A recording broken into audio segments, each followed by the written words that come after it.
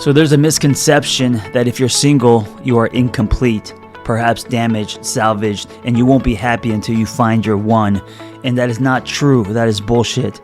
It is a message that has been fed to us by media and advertising. The truth is, when you're single, you have the richest soil for growth. That's why I created this podcast.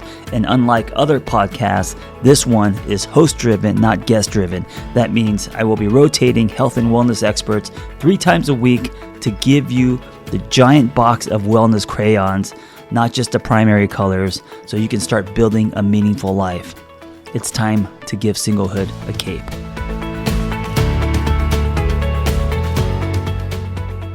So today's host, Lindsay Burke, she and I go way back when I was working in addiction, residential, Malibu, driving my little motorcycle on PCH to help people with addiction, and she was on my team. I'm so happy that she is a part of this rotating hosts and experts for this podcast. Lindsay Burke is the founder of Lift Therapy, and she's a licensed therapist, behavior interventionist, coach, martial artist, yes, martial artist, a wife, a parent, and expert consultant on attachment, narcissism, and toxic relationships, as well as early childhood development. Yes, she does everything. And she believes that human connection is the best medicine and is committed to helping people heal by helping them develop healthy attachments with others. Her mission is to enhance the field of mental health by making support and resources more accessible to you in the form of psychoeducation, supportive programming, and individual therapy.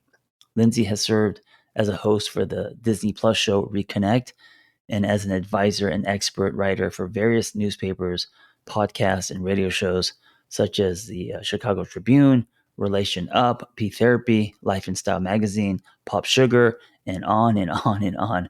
She is very talented. She's a powerful catalyst, and I hope you enjoy. Well, I know you're going to enjoy and get so much out of her episode today. Hi, everybody. This is Lindsay, and today I have the absolute privilege of interviewing an incredibly talented woman who has quite literally rewritten her own story, Amber Susa. She is the founder and owner of Allomi, a holistic and healing studio in Redondo Beach that focuses on movement, meditation, mindfulness, offering classes from yoga to breathwork to Reiki to acupuncture, Plyojam, cardio dance fitness classes, which I am dying to come to and try myself. And she also does her own intuitive coaching. She is a writer and a performer of her one-woman show, Waking Up to All of Me, about her personal battle between the ego and the soul and learning to distinguish between the two, which came to a head with her own divorce, which just hearing that gave me chills when I read that initially. So I'm just so excited to learn more about this story. And last but not least, she is the mother to 2 incredible children, her 8-year-old son and 10-year-old daughter. Today, she is going to share her beautiful yet tough journey with us, and more importantly, the wisdom she's gained along the way. So thank you so much, Amber, for joining the show today, Single on Purpose. And we just could not be more grateful to have you on here today. Thank you, Lindsay. I'm really happy to be here. Yeah. Really grateful. Yeah. So, Amber, in your initial response to me, you noted that you had actually been an athlete your entire life. And you grew up as a gymnast, a dancer, a performer. And then after birthing your son at the age of 40, you say that everything kind of came to a head. And I think this was a really good place for us to start. I'm really dying to hear about this part of your story because I think we all kind of come to these breaking points at times. You experienced your own, what you call dark night of the soul, along with this debilitating back pain that just forced you into this wake-up call and completely pushed you to your own personal breaking point. Probably one of many, but it sounds like that was one that just really stands out. And I would love it if you could tell us a little bit about what led up to that and what finally forced you to wake up to yourself, as you call it. Yes, thank you. Absolutely. Leading up to that point, I, like you said, had been a gymnast and a dancer, and I had always relied on my physical body to help me, get through any kind of stress I was going through. Like that was always my solution. I would just go work out. That was it. I mean, I've actually been divorced twice. So, my first divorce, I mean, I remember going to the gym and putting my headphones on and playing the music as loud as I could and just running as fast as I could. This was always the way that I was able to cope. And I for relate to whatever that so reason, much. yeah, Yeah. I I'll think a burn lot it of out. people do. I'll burn Burn it out the out. hate. Yeah, for sure. Yeah. And it is, I mean, I think absolutely like movement and exercise and fitness is incredibly important. Yeah. But in my case, if that's the only outlet and you're not really allowing yourself to feel all of the feelings and facing them, Mm. it can be a distraction, right? So in this case, I think that's what my soul decided. Like this time around, we're going to, take away her ability to get on the treadmill, and we're going to make her really, face all the things that she has been repressing or suppressing. And that's what happened. So I woke up at the age of Mm. 40 and I literally could not move. I mean, Wow. it was like a sharp stabbing pain in my low back. Oh It my took my gosh. breath away. I couldn't stand up straight. It was absolutely terrifying. And you had a baby at the time. I had a baby and I had my daughter who was 2 years old. So, Yeah.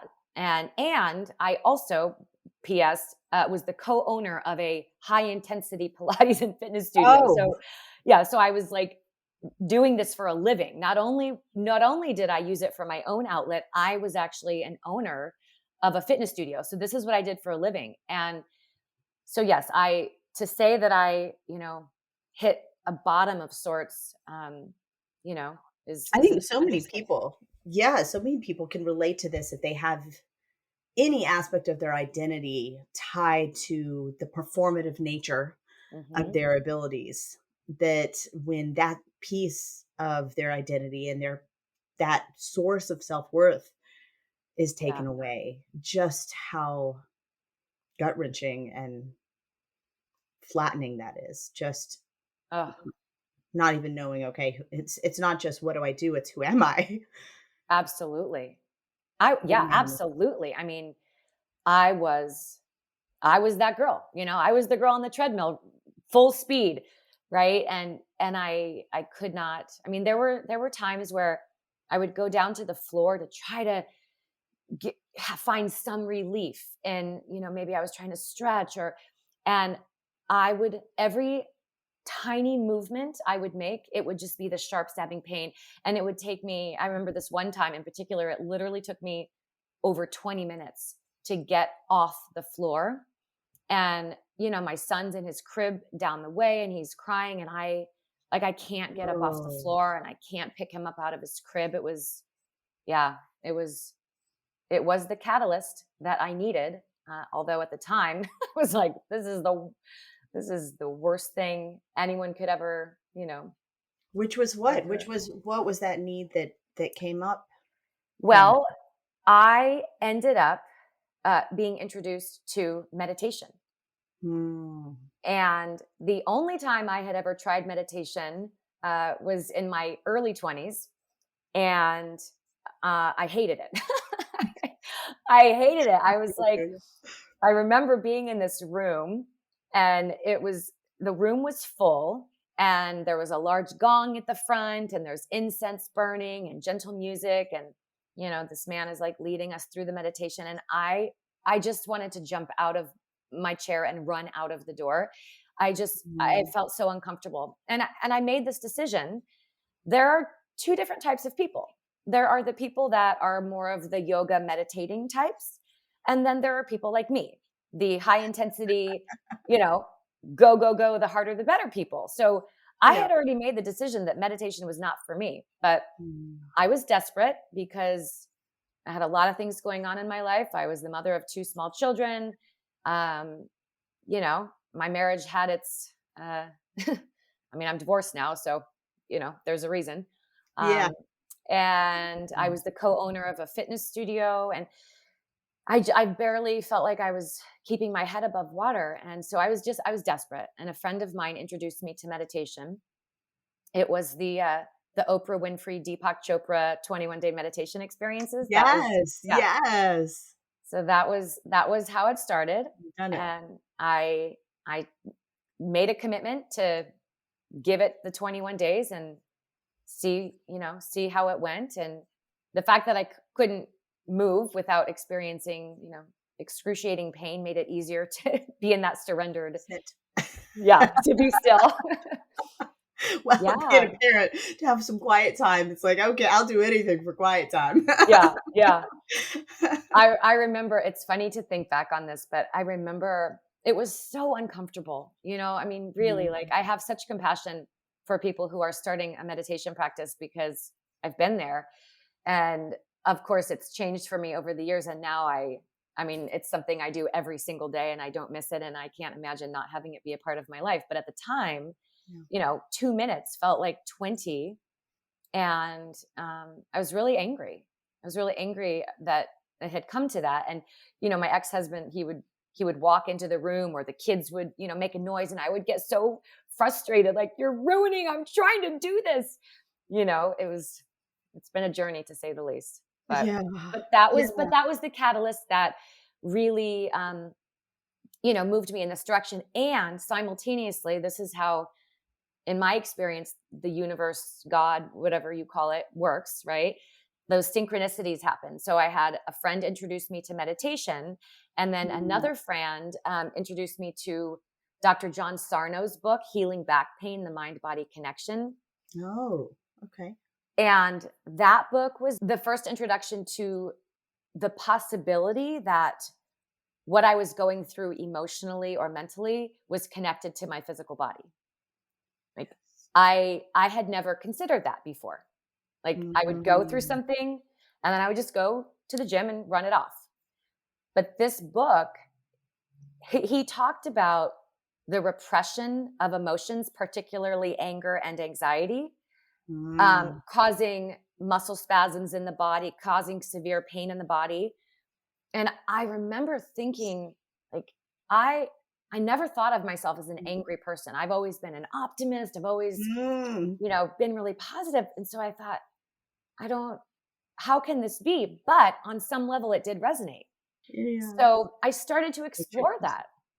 I started to explore I love what that you say that. I love that you mentioned the anger, because that is one of the kind of hallmarks, especially as a therapist. That's one of the hallmark ideas and ideologies that I've experienced, both in myself, but also in others who've had a tremendous amount of anger repressed in their Mhm. family system, that for whatever reason anger was not an acceptable emotion, possibly for everyone in the family, but typically, at least for them, maybe Yeah. one family member was allowed to express their emotion, like the dad was allowed to blow up, but everyone else needs to behave, or everyone else needs to contain that, and they'd be embarrassed or humiliated, or it'd be frowned upon, or it'd be translated as something that it's not, or interpreted as weakness, or whatever it would be. So what happens is the children become detached from that. So I think that's you mentioned something so big about how our body responds when we're repressing Mhm. anger, because it has to come out somewhere. Anger is protecting a violation of our humanity in some kind of way. It's letting us know there's been some kind of violation. Yes. um, and to think about what it takes to repress that experience to the point where you have trouble even identifying as someone who's angry, versus someone who hasn't had it repressed. They can be like, oh, I was pissed off. They're right in line with their anger. They have no Y problem Yes. acknowledging it and feeling it and experiencing it and letting it out and sharing it. And usually, even though that person um maybe looked down upon, the reality is they actually, in my experience, have more tools for managing their anger, because they've had more practice acknowledging that it even exists, versus going into this state of repression. So when you are so repressed that not only is anger not acceptable, but you don't even identify with anger, which is impossible as a person to not experience different violations of our humanity throughout our life. To hit 40 years old and to not, not have very many experiences that connect deeply with that feeling, how much your body was holding on to it then for you. Yeah, I mean, I think to to normalize it, like what you just said, like it is a natural human emotion, and to feel rage or feel anger, like it is a normal experience. And It's yes, an and imperative it's an experience. imperative experience, but I think I don't necessarily know. I just had big feelings my whole life. So I don't have a memory.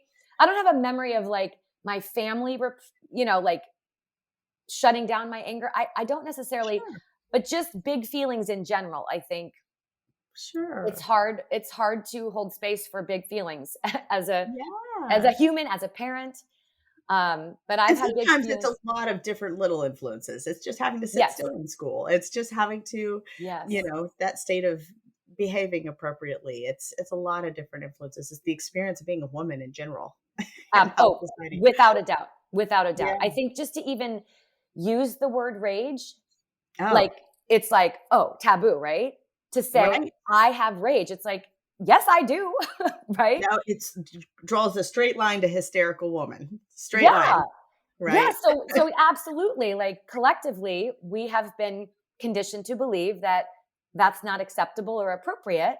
And so we just shut that part down. Right. And Mm, yes, my ex-husband had no problem expressing his anger. And so when I'm reading this book, I'm thinking, that's not me. Like my ex-husband, now he might have some anger or some repressed, sure. but gosh, I don't.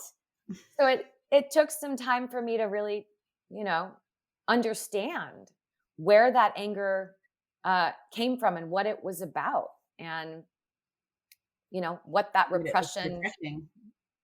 Yes, absolutely. And I think part of, I mean, there's a lot, but I think one of the main issues for me was my pattern of self abandonment.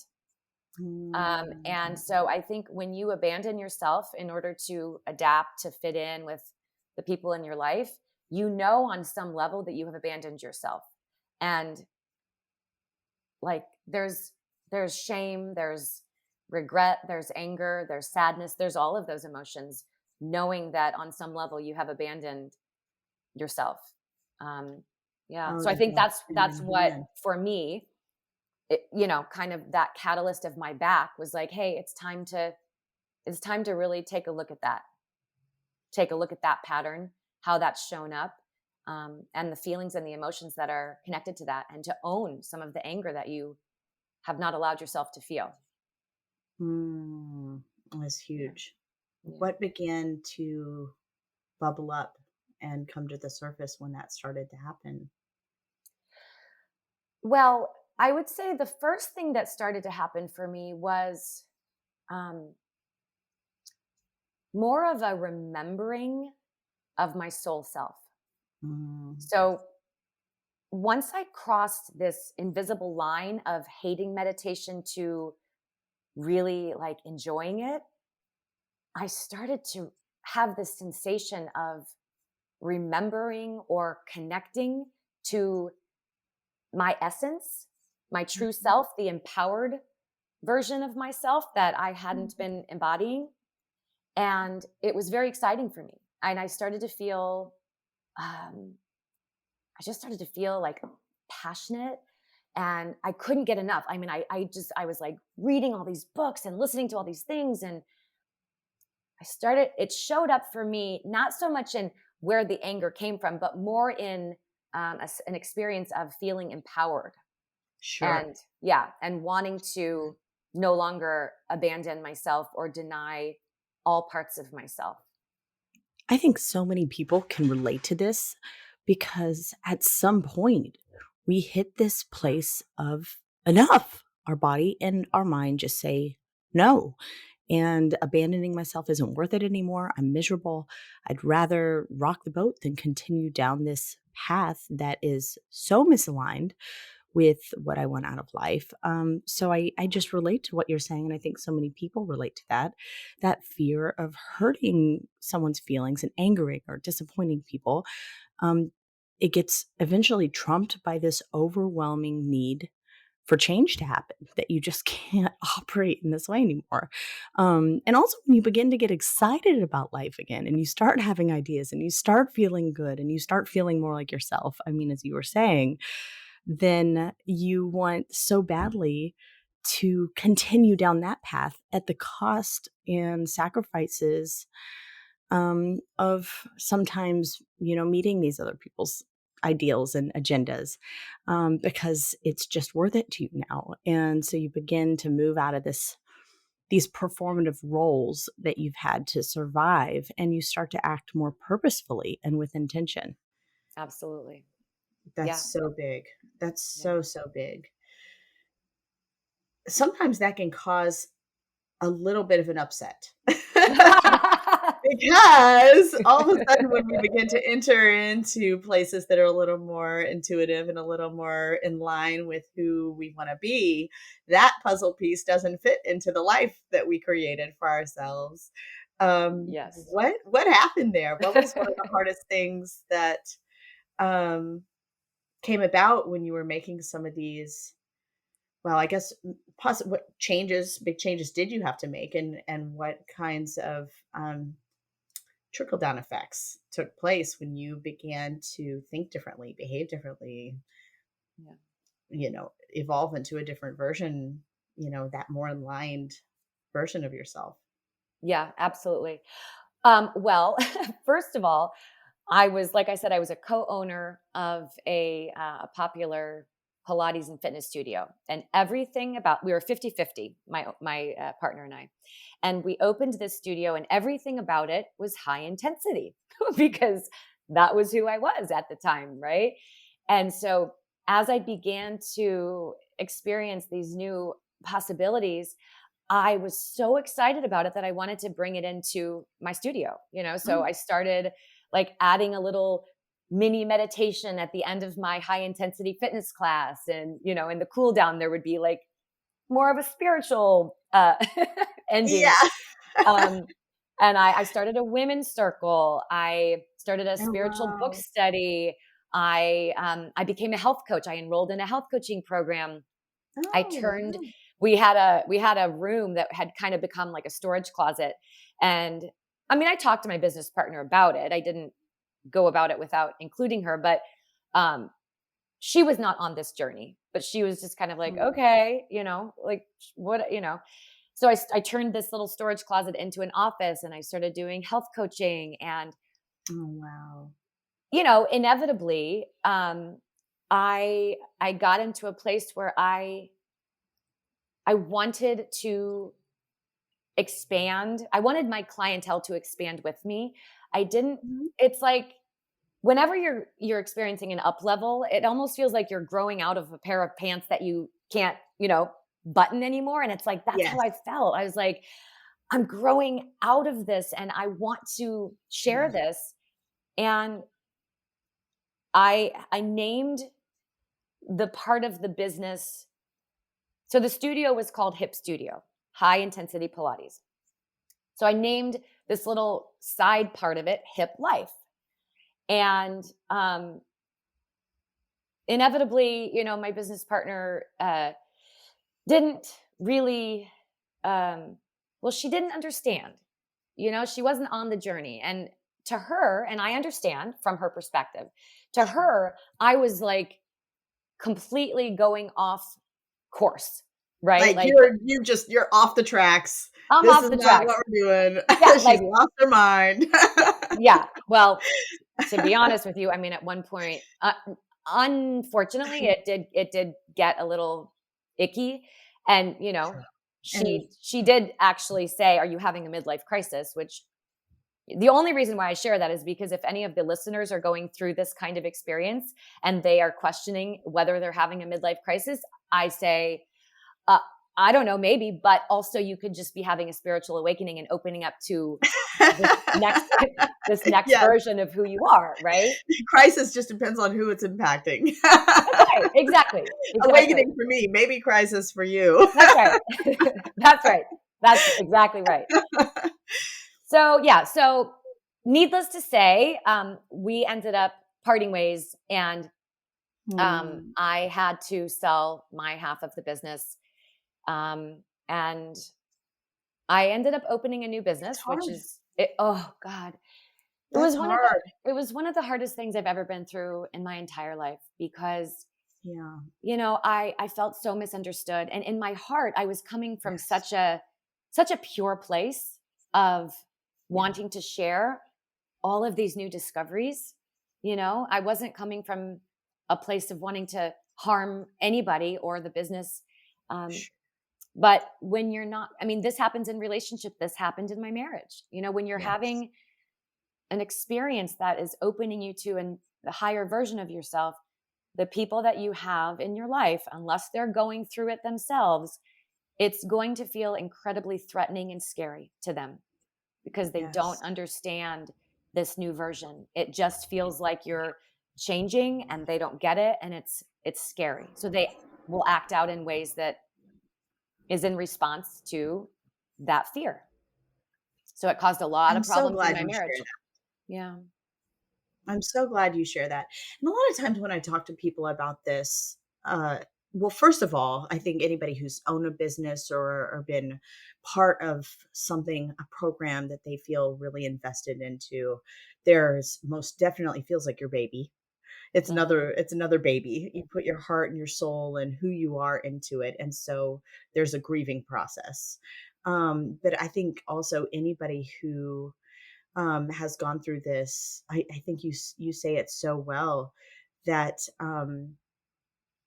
it can be very lonely, Yes. um, because you are torn between maintaining the authenticity and honoring your own experience while also not being able to necessarily bring everyone along, who you love and you care about, or there aren't intentions to hurt anyone.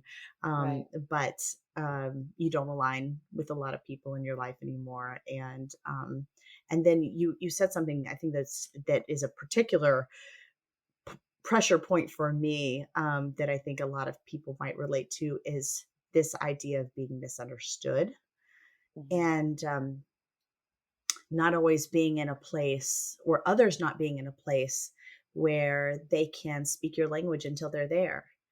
Right. And there's something so painful about that experience of not being seen and heard, and your heart seen and heard, Yeah. and having to go through something, um, in that absence, in the absence of having that, from the people who you're closest with. So I think that's just so Mm. powerful, because that's one of the biggest hurdles, in my opinion, is continuing to move forward when you're misunderstood and sometimes even demonized, or it's interpreted as malicious, which even just it makes it more challenging to stay the course or to honor your experience. Yes, absolutely. And to kind of circle back to what we talked about in the beginning of, as far as abandoning myself, um, you know, my driver for abandoning myself, I didn't know it at the time necessarily consciously, but was to avoid being alone and avoid feeling lonely. And so here I was, right on the threshold of stepping into a place where I was no longer abandoning myself, but like facing this, this experience of being lonely. It's like that's what I had been trying to avoid my whole life, which is why I adapted to fit in, which is why I abandoned myself, because I didn't want to be lonely. I didn't want to experience the pain of loneliness. But my back issue, it Yes. brought it to a head, and it was like, this is no longer working for you, right? This is no longer working for you. You can no longer live a life where you are abandoning yourself. And so you must take the risk of feeling that loneliness. And I mean, talk about, you said, speaking a different language. In my marriage, that was one of the most painful things I have ever experienced in my life was feeling like we were just speaking a different language, and there was no Yeah. getting through, because what I was experiencing was so real to me. I was like, this is this is real. And to him, I was literally speaking a different language.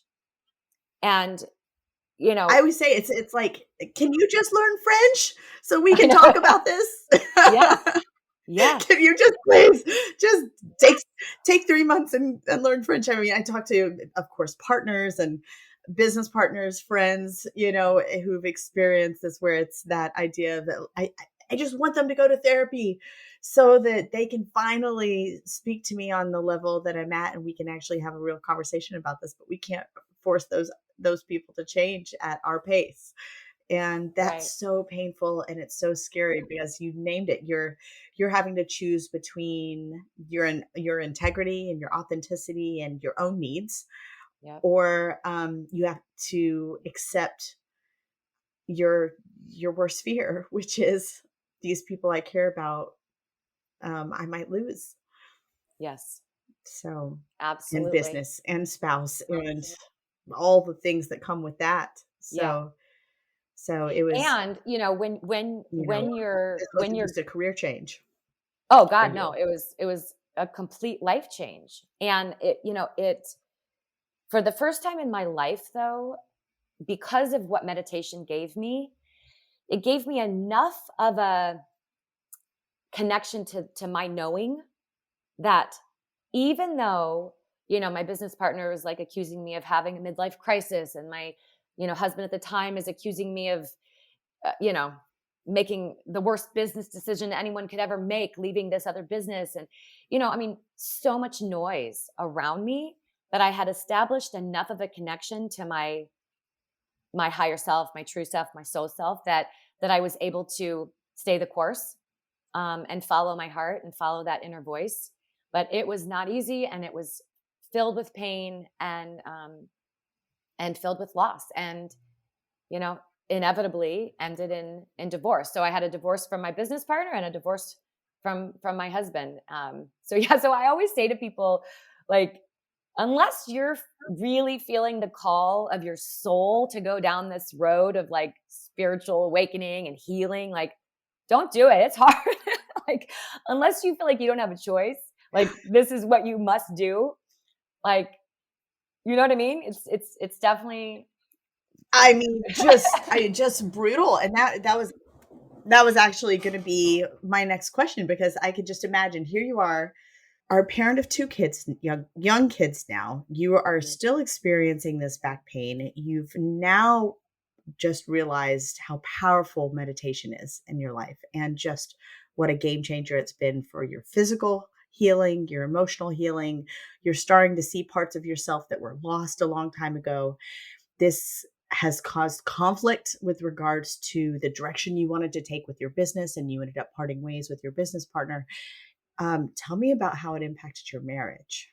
when I when I first started my meditation practice, um, what I what started to change in me, was my awareness around how I communicated with my ex-husband. Um, I Let's say we had a very different style of communication. um, he he could be quite uh, rough around the edges, um, and I was more of a sensitive being. He used to tell me when we first started dating, he's this East Coast guy who basically needed to armor up in order to survive the culture he was raised in, right? So Sure. he has a very beautiful uh, center, soft and gentle, but he was raised in a culture that required him to toughen up and armor up Mhm. and reject um, the weaker parts of himself. He's a Cancer. So if you believe in astrology or, zodiac signs, like by nature, he's more sensitive, but this was not okay where he was raised. So he expected that of other people, and his tolerance for anything that appeared to be sensitive or weak was quite low. So I kind of met him where he was at, and I adapted and adjusted to his type of communicating.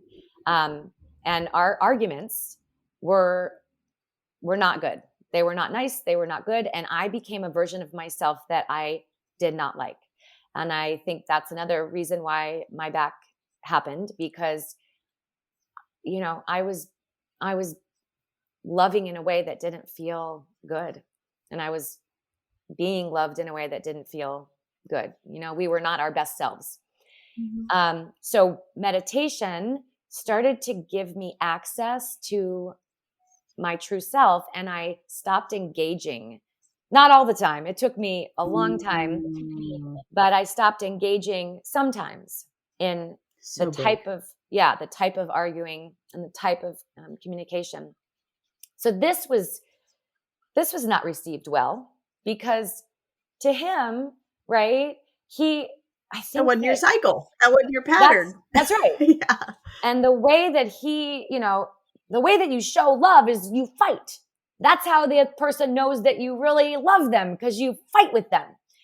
And then you pretend like it never happened. Well, for me, I am not good at pretending like things never happened at all. Like I need to get it out. I need to express. I need to talk. And it was like, this was not acceptable in our dynamic. So I shut down a lot. Right. So I think just over the course of, as I started to change and evolve, our dance changed. And the more empowered I became, the more fearful he became, because he didn't understand it and he wasn't on that journey. And so, at times the harsher he became. He also, to his credit, the fact that I wanted to leave a perfectly successful business and open up a new business where we did meditation, he thought I was out of my mind. Like, he really, it's like, why would you leave? And so when my business partner came to me, and she basically sent me a cease and desist and asked me to end our business partnership and either buy her out or be bought out. I mean, it got really unfortunate. She accused me of trying to steal clients for this new business that I was wanting to open, which I initially had seen it as an extension of our business, just more of like the yin to the yang. So at the end of the day, we went back and forth in this battle of who was going to buy the other one out. And my ex-husband wanted me to fight for the business. He wanted me to fight for the business. And I eventually got to a place where I said, I can't fight anymore. I'm done. I'm going to walk away, and I'm going to focus on this new business that I have that was all about holistic health and healing. And he was so angry at me. He was so angry at me because I was walking away from financial, income and a perfectly good business to something that he knew nothing about. And it terrified him and it angered him, and it eventually led to the demise of our marriage, because I was on this path and I was like, I will no longer abandon myself. I will no longer adapt to what other people think I should do or who I should be. And we hung in there for a while, but the dissonance grew and grew and grew, and it became more and more and more painful. And the languages that we spoke became, more and more different. And So different. it was incredibly Different. painful. Yeah, it was incredibly painful, but that is so hard. So hard. That's so hard. So hard. Early on, you mentioned too something that I think that really stands out, that I want the audience to hear again. That's so important. That some of the early signs that there are problems and that we're losing ourselves is when we become a version of ourselves in conflict that we don't like. It's not Yes. just that we don't like them anymore or Yes. that something's disagreeable about them or that we're having conflict a lot. Even having a lot of conflict isn't necessarily a sign that there's a problem in the marriage that's Right. not resolvable. Conflict's going to happen, and there are just going to be harder seasons in our lives where more Sure. opportunities for conflict and disagreement are going to just arise. But who we become and who we show up as that just doesn't feel in line with our values and forces us to become a version of ourselves that we don't like. Yeah, that's a big piece Well, of there's um, a big marker that I haven't shared yet on this podcast, but mm, so before I met my ex-husband, I had been sober for 12 years. So, mm. that was I went to rehab when I was 19 and I got sober. And, for me, being a sensitive being, alcohol was something I used to help me feel like I was a part of, but it also dimmed my light. And so when I met him, Yeah. I was sober 12 years. And it quickly became clear that he wasn't going to get sober. So if I wanted to stay in the relationship, that I was going to have to give up my sobriety, or that's at least that was Mm. my, my You thought. felt that That's how I felt. Yeah. yeah, yeah. So that was I mean, talk That there was about like, a of joining in his lifestyle again in that's order right. to be accepted. Yeah. So back to that adapting Adapting. and And it's changing yourself so that lonely. I was lonely. Like most people drink alcohol. And so I didn't want to be lonely and I just wanted to be normal like everybody else. And so I made that choice. I gave up my sobriety. And that, I cannot blame him for that at all. That was my choice.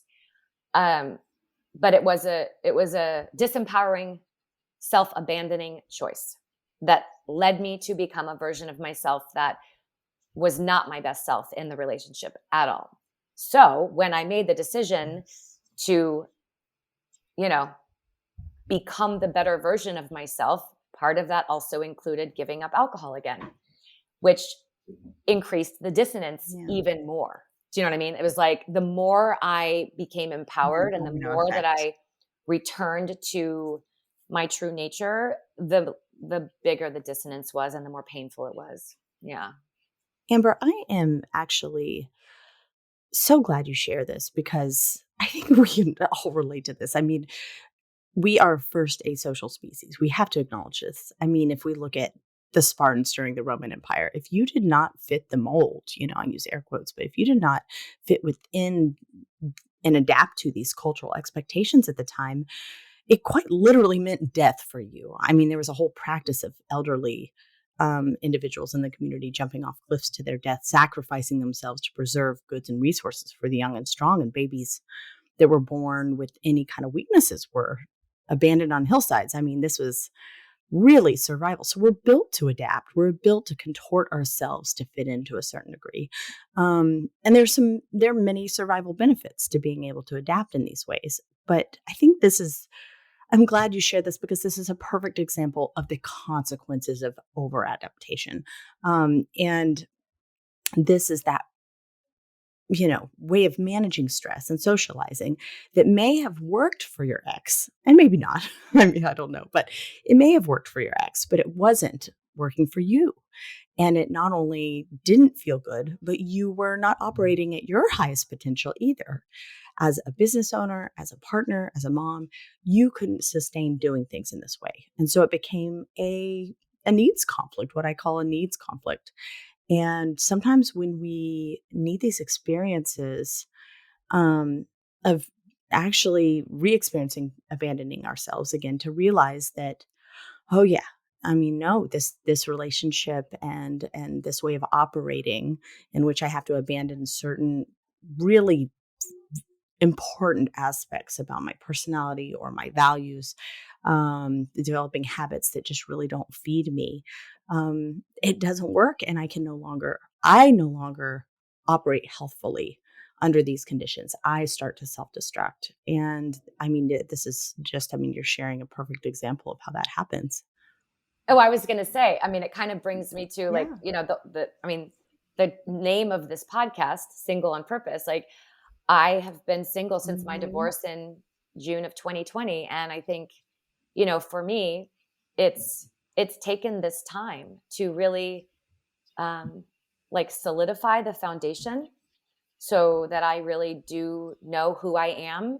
And I'm very clear that I won't abandon myself Mm. again. And I know who I am and I know why I'm here. And I'm not willing to give that up again.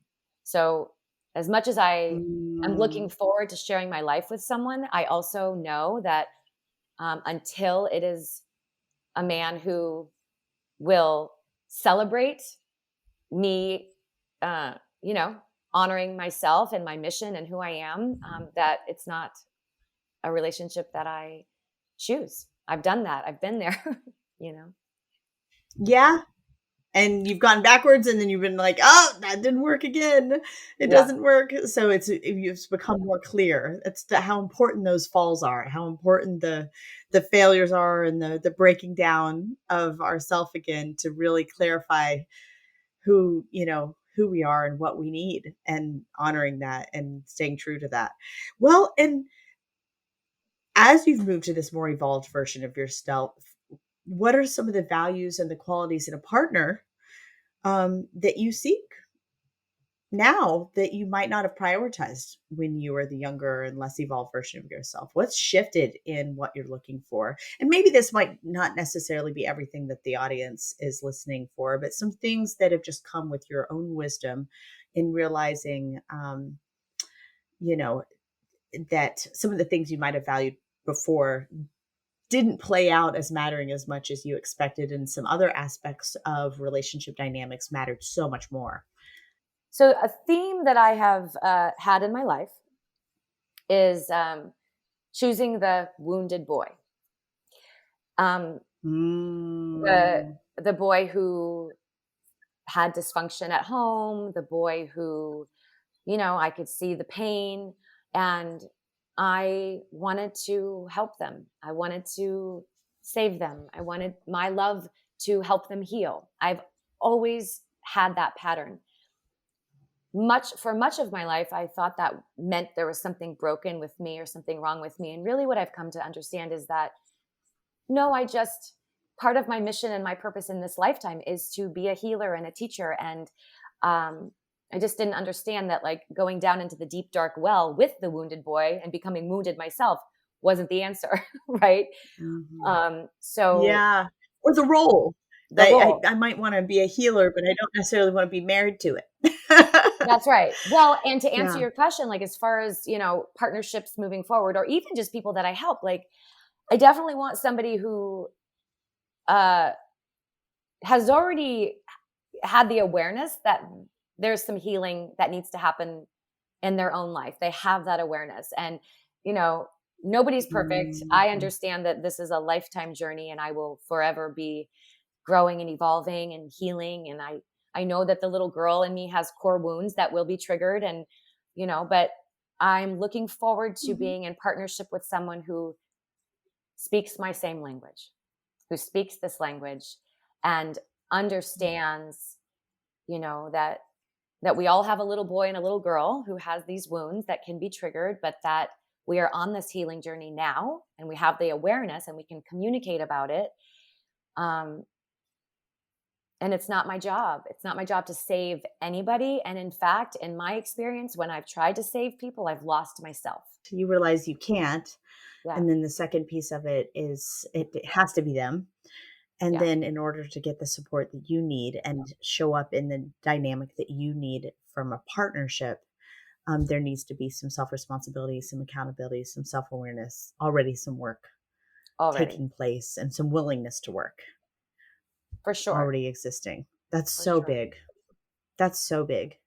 Well, Yeah. and I think it's so interesting that you bring up the businesses as well, because I say this all the time. If you're not in business with your husband or spouse, getting married becomes one. That Right.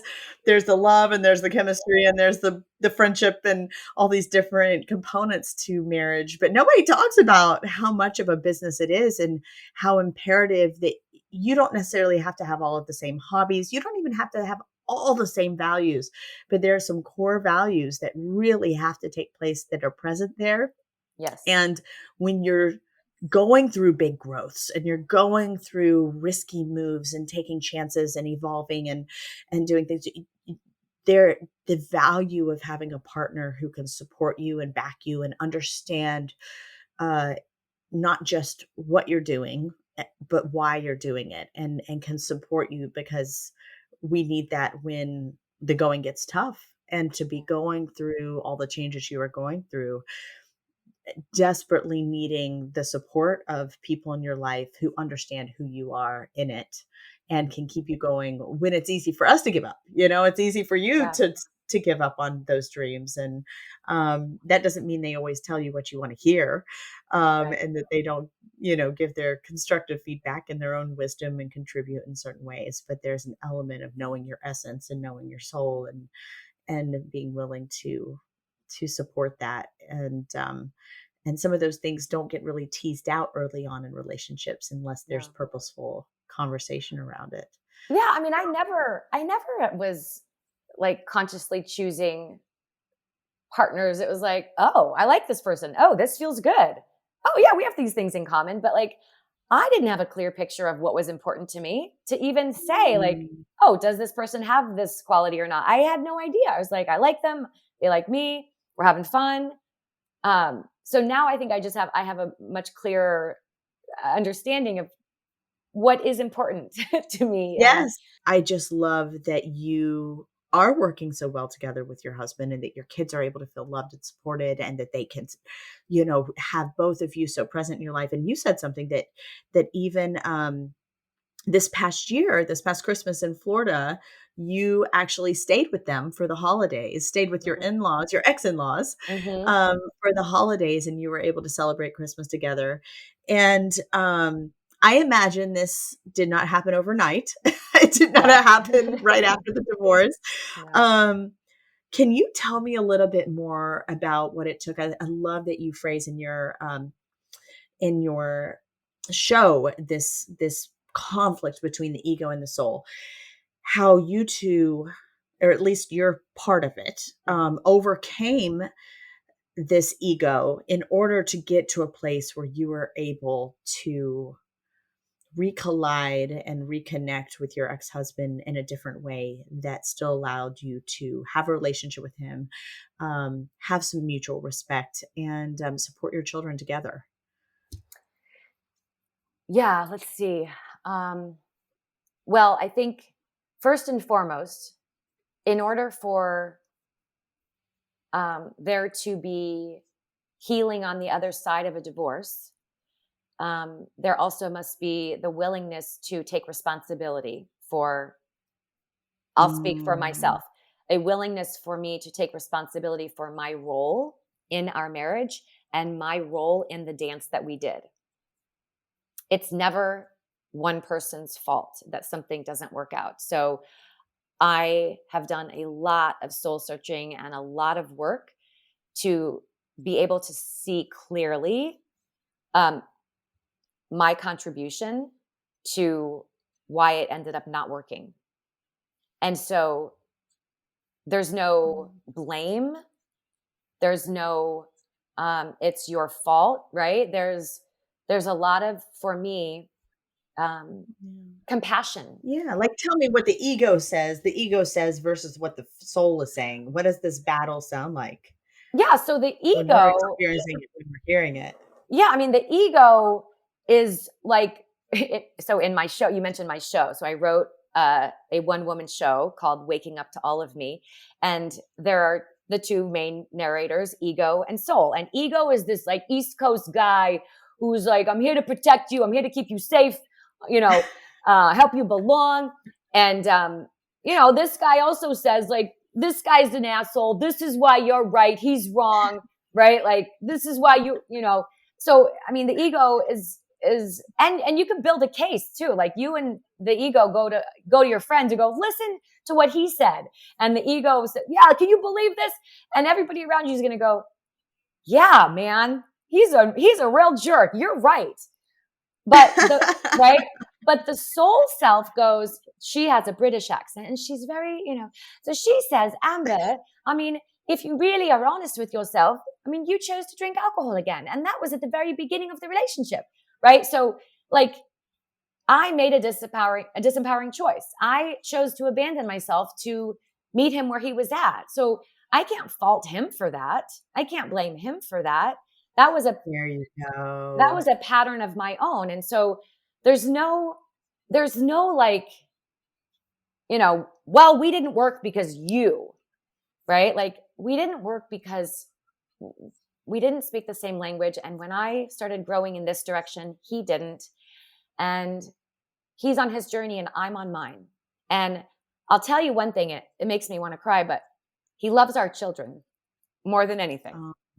And so I think that when you can zoom out beyond your own pain and see that this man really, like, he loves the children that you had together.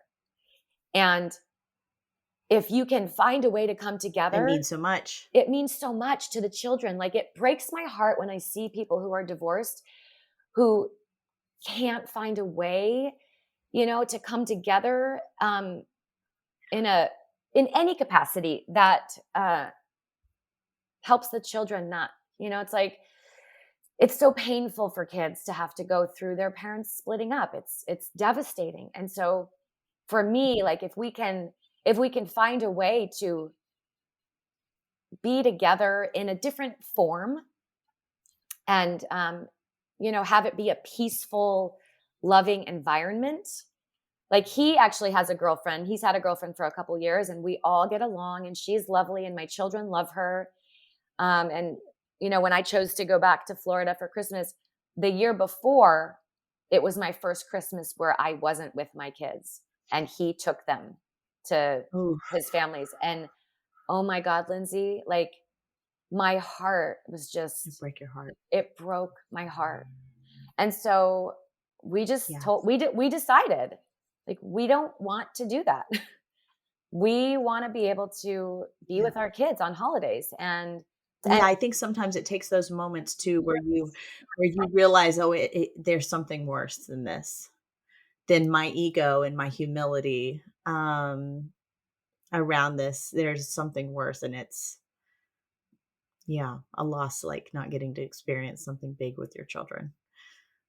Yeah. There's a lot of grieving that goes on, right? A lot of grieving when you let go of a family unit. But if you can find new ways that feel good, it's going to look different. When I flew back from Florida, his girlfriend flew in and spent the rest of the trip with them. And, I had a few moments on the flight home by myself, like, it's different. It's different than what I imagined my life would be, but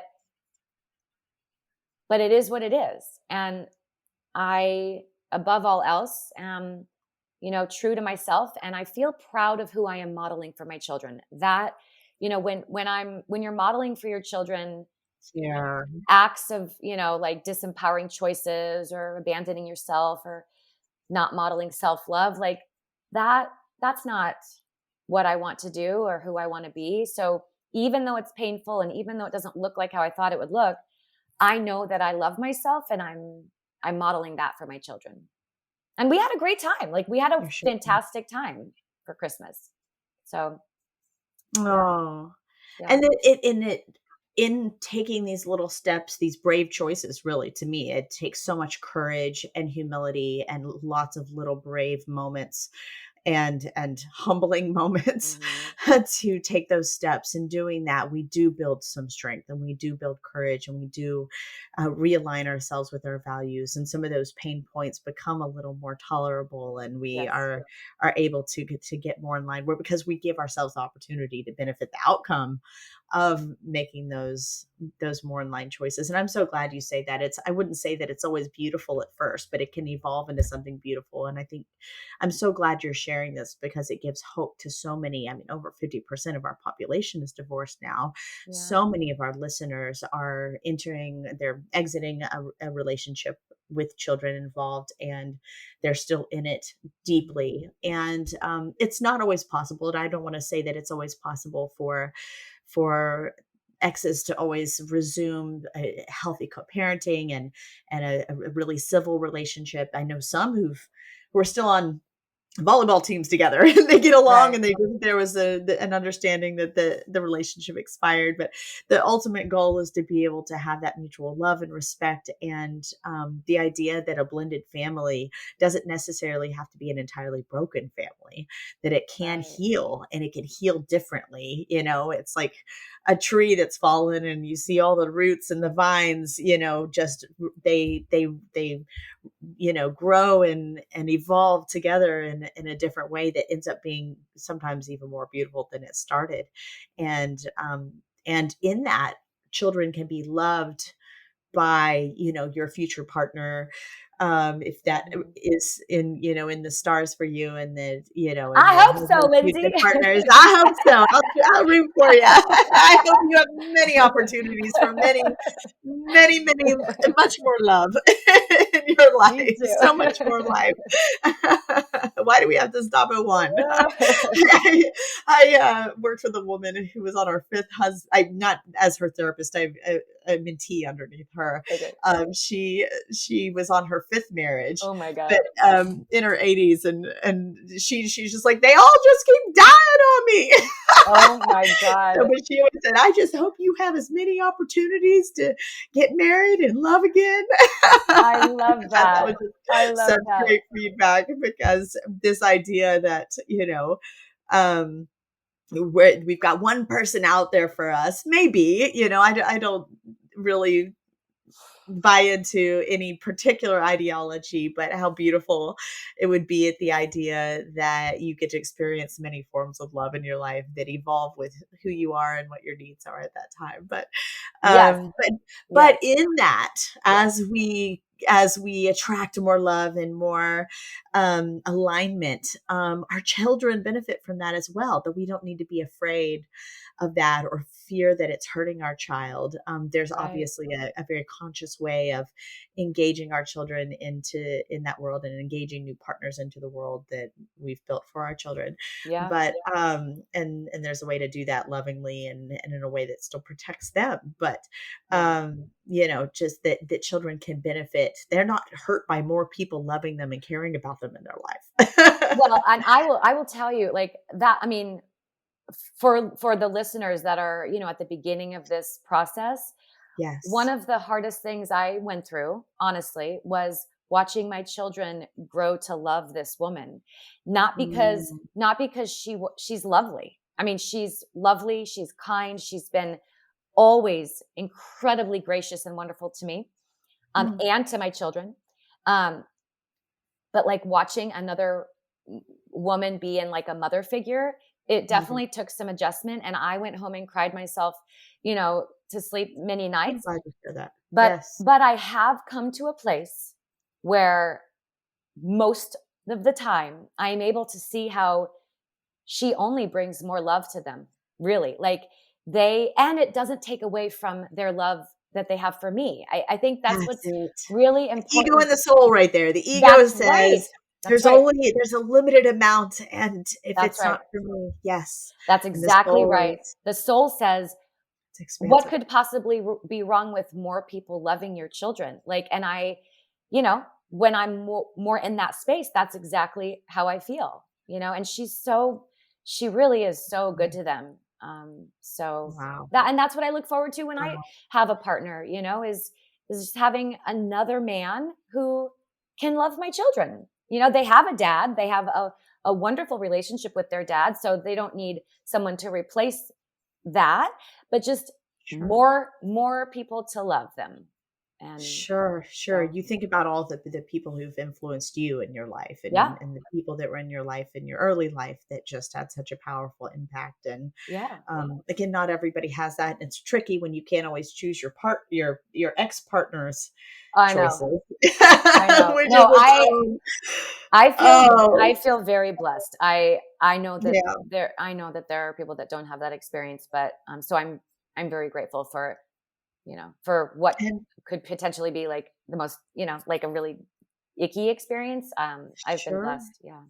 Sure, and to acknowledge, but to even have hold the openness, and I'm really I appreciate your honesty around even when it is an ideal situation, how painful and hard that is Yeah. to move through all the feelings that come up with that or that want to protect you and keep you safe and that tell you that there's potential threat out there, Yeah.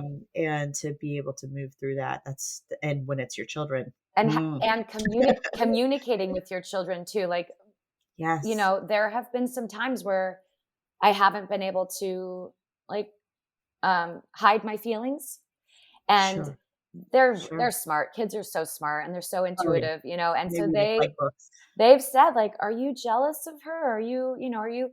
And I've just said, guys, there are times where it's hard, it's hard, but she's wonderful. I mean, I'm always able to communicate it from that place, but I've been honest with them and they've seen me shed some tears for sure, but I'm Yeah. honest with them, And and it's okay. It's okay for them to see you go through your process as well. I think so, right? To some extent, like That's they have to see good. that I'm human, and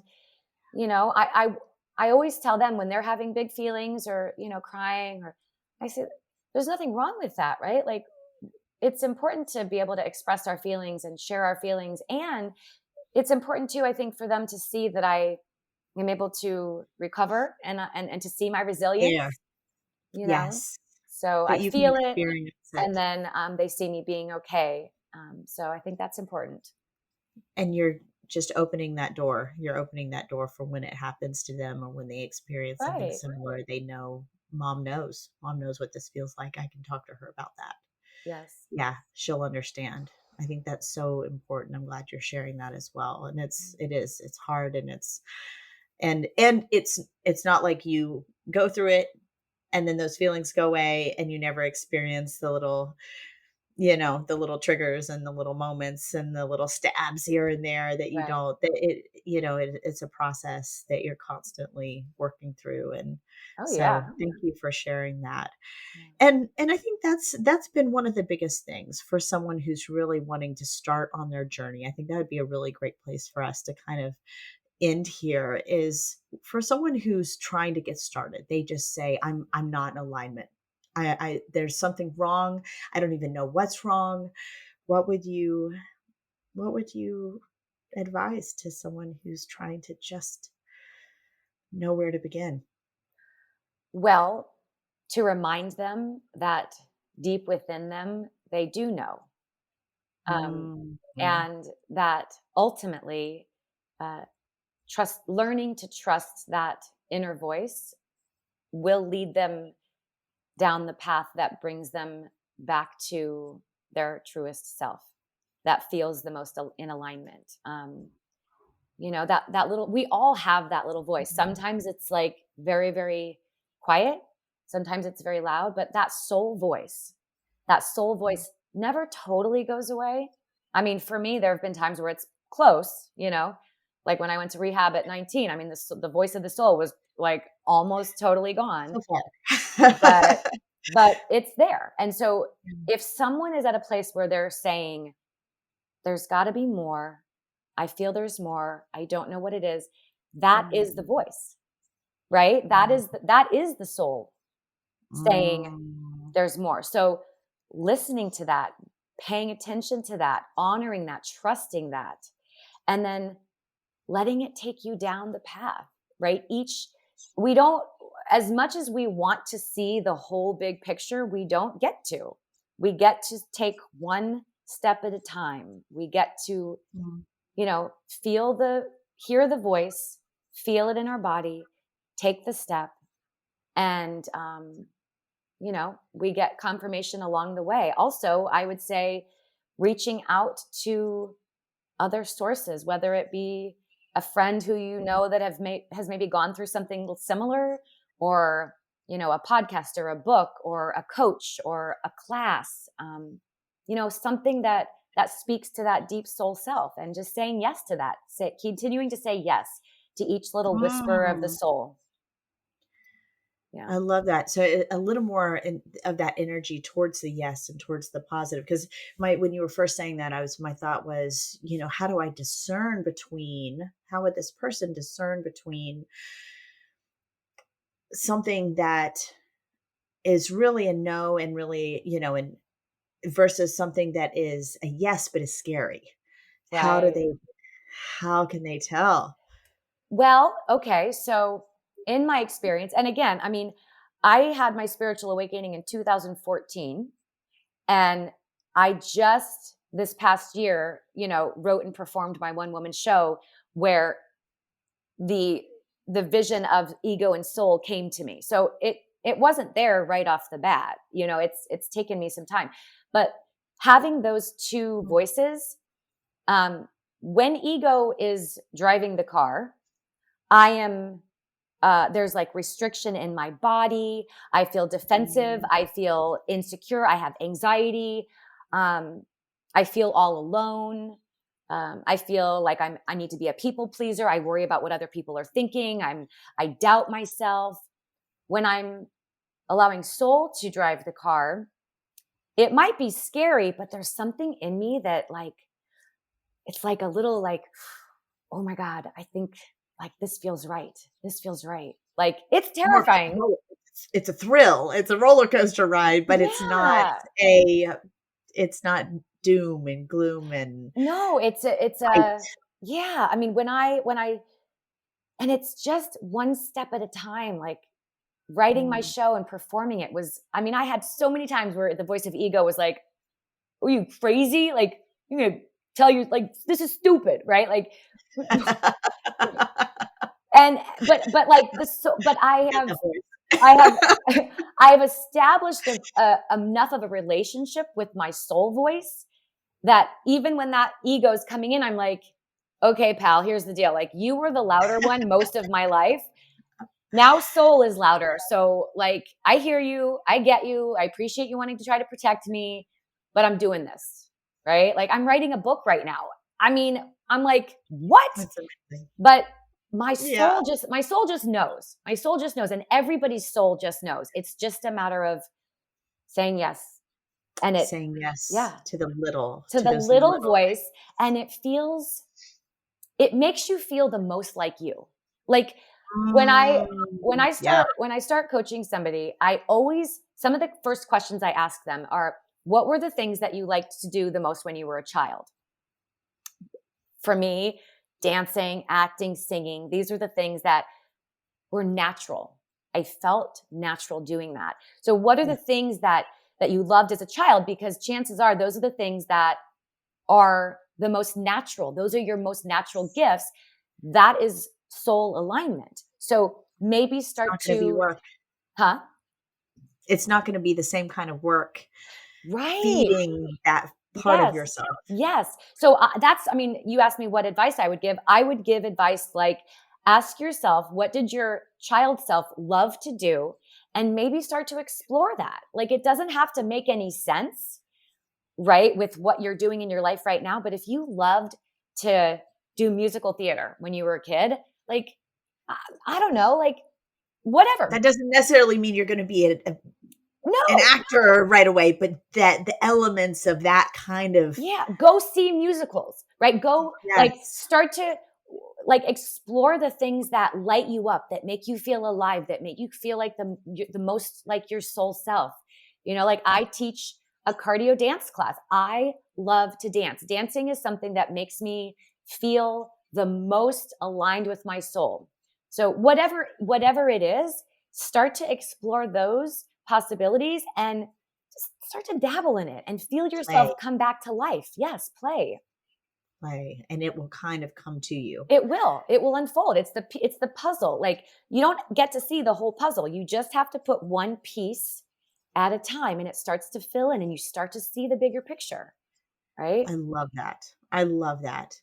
And I think I'm sure you've experienced this. I've personally experienced this as you begin to do those things again, even when there are aspects of it that are really difficult, there are challenging technical difficulties or access difficulties, whatever it might be that you're reaching for.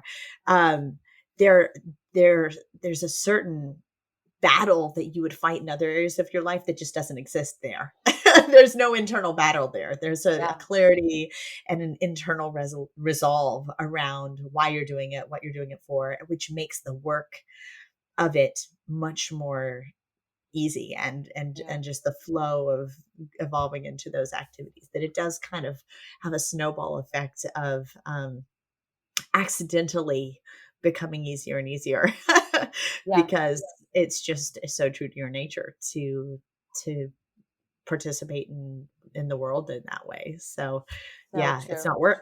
It stops being work. So Yeah. yeah, that's so huge. It's Yeah. so huge. And then I love that you also brought it back to the body and this element of that tension too that you feel when it's out of alignment.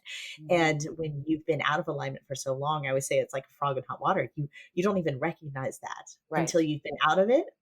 And then when you go back, you're like, oh, that doesn't feel good. Now I know what that felt like. Oh, But yeah. sometimes it does take being away from it to really be able to discern and see and feel and be like, oh yeah, that I felt that my whole life. And I just thought that was the normal state of things. I know. So Oh yeah. Most people, I would say, walk around with a disconnect yeah. to, to their Yeah. body I mean, Yeah, I and call it sunglasses. It's like everything's just a little dimmer. yeah, It's not until you finally get those sunglasses taken off, you're like, oh my God, the colors, it's so bright. yeah. You're like, this is It's how it's beautiful supposed out to here. be. What? So gorgeous.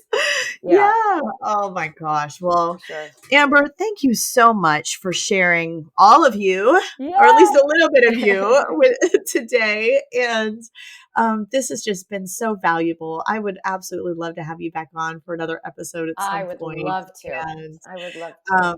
you are just doing amazing things in the world. And I am definitely coming to one of your classes because, Yes. yeah, I saw a couple of your videos. You guys have to check out her videos online. And if you are interested in working with Amber, check out her website at Allomi, ALLOMI.com, or follow her on Instagram at Amber Susa .allomi. And your next show is called Waking Up to All of Me at the Hollywood Fringe, and it's going to be at the festival in June. Yes, it's going to be at the Zephyr Theater, and I'm waiting for confirmation, but there will be 3 dates in June. So I will be sharing about that more as I get the confirmation. Awesome. And if you guys want to check it out, there's already a raving review online through the NoHoArtsDistrict.com. If you want to learn a little bit more about the show. And apparently it did incredibly well. So congratulations, Amber, on the success of your first show. And I'm so excited to possibly be able to make it to your next one in June. So stay tuned for that. And I will definitely be posting about it when all of that's made official as well. So thank you all for listening. Thank you so much, Amber. Thank you. And I am Lindsay Burke, and you all can follow me at Lift Therapy. I truly look forward to connecting with you all again next time. Take care. I hope that episode was helpful. Hey, listen, if you want to share your singlehood journey, if you've gone somewhere and come back, if you have revelations and wisdom, please share your story. It's going to help other people. Nothing makes us feel more connected than hearing other people's stories. So just send me the audio of your story, and you can just record it directly from your phone and email it to theangrytherapist@gmail.com. Also, if you want our Single on Purpose newsletter, go to singleonpurpose.life. That's singleonpurpose.life.